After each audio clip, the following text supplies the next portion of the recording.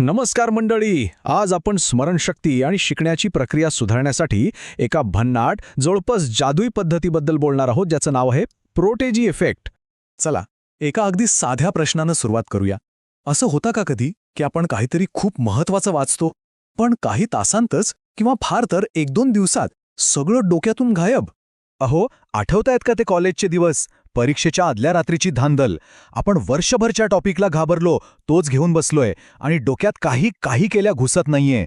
आणि तेवढ्यात आपला एखादा मित्र किंवा मैत्रीण येते आणि तोच अवघड विषय फक्त 15 मिनिटात इतका सोपा करून सांगते की बस. आणि गंमत काय माहितीये, त्याला किंवा तिला तो विषय आयुष्यभरासाठी अगदी पक्का लक्षात राहतो. किंवा दुसरं उदाहरण घ्या. समजा आपण एखादा जबरदस्त सिनेमा बघून आलोय आणि घरी आल्यावर त्याची स्टोरी सगळ्यांना अगदी रंगून सांगतोय. आणि मग काय होतं, सांगता सांगता आपल्याला त्या सिनेमातले असे बारकावे आठवायला लागतात जे बघताना आपल्या लक्षात सुद्धा आलेले नव्हते. झालंय का कधी असं?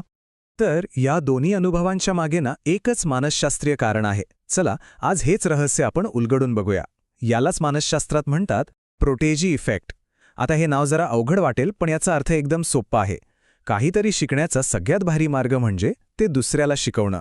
ही जी पद्धत आहे ना, ती आपल्या मेंदूच्या कामा करण्याची पद्धतच पूर्णपणे बदलून टाकते. म्हणजे बघा, जेव्हा आपण फक्त स्वतःसाठी वाचतो तेव्हा ते असतं पॅसिव्ह लर्निंग. म्हणजे काय, तर आपला मेंदू ती माहिती फक्त वरवर उचलतो. पण ज्या क्षणी आपल्या मेंदूला कळतं की अरे, हे मला दुसऱ्याला समजावून सांगायचं आहे, तेव्हा ते बनतं ॲक्टिव्ह टीचिंग. आणि आपला मेंदू एकदम वेगळ्याच गिअरमध्ये काम करायला लागतो. माहिती अगदी खोलवर जाऊन साठवली जाते.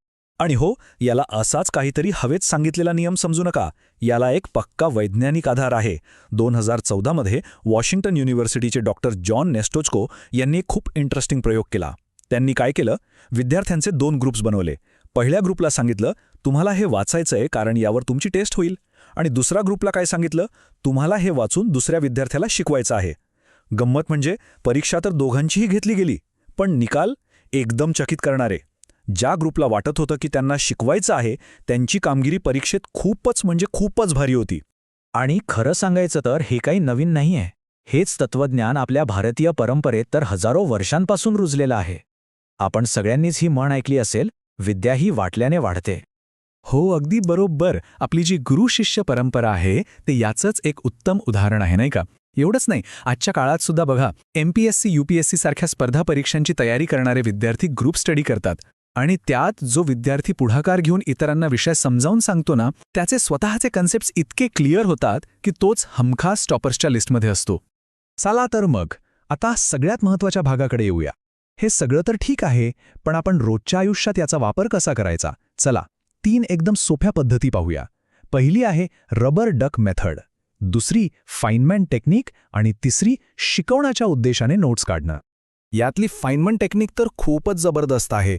नोबेल पुरस्कार विजेते शास्त्रज्ञ रिचर्ड फाइनमन काय म्हणायचं माहितीये? जर तुम्ही एखादी गोष्ट 5 वर्षांच्या मुलाला सोप्या भाषेत समजावून सांगू शकत नसाल, तर ती गोष्ट तुम्हालाच नीट समजलेली नाही. किती खरंय हे? म्हणजे काय, तर मोठमोठे पुस्तकी आणि जड शब्द टाळून एकदम साध्या भाषेत उदाहरणांसहित विषय समजावून सांगायचा प्रयत्न करा. तर या सगळ्या चर्चेचा सार काय? खरं तर एकच. ज्ञान ही जगातली एकमेव अशी संपत्ती आहे जी दुसऱ्याला दिल्याने कमी होत नाही, उलट वाढत जाते, अधिक समृद्ध होते. त्यामुळे जर आपल्याला कोणत्याही विषयात मास्टर बनायचं असेल, तर तो विषय फक्त वाचत बसू नका, तो इतरांना शिकवायला सुरुवात करा. मग आता जाता जाता एक प्रश्न. आज आपण कोणता विषय स्वतःलाच शिकवणार आहात? एखादं नवीन स्किल असेल, एखादं सॉफ्टवेअर असेल किंवा नुकतंच वाचलेलं एखादं पुस्तक? यावर नक्की विचार करा आणि आजच्या आज याची सुरुवात करा. लक्षात ठेवा, हे आहेत मनाचे खेळ. या विषयाबद्दल जर आपल्याला अधिक माहिती हवी असेल तर आपण संपर्क साधू शकता डॉक्टर अजित पाटील, जे एक मानसतज्ञ आहेत. आणि त्यांचा संपर्क क्रमांक आहे 9850583688. धन्यवाद. मनाचे खेळ, परिस फाउंडेशन.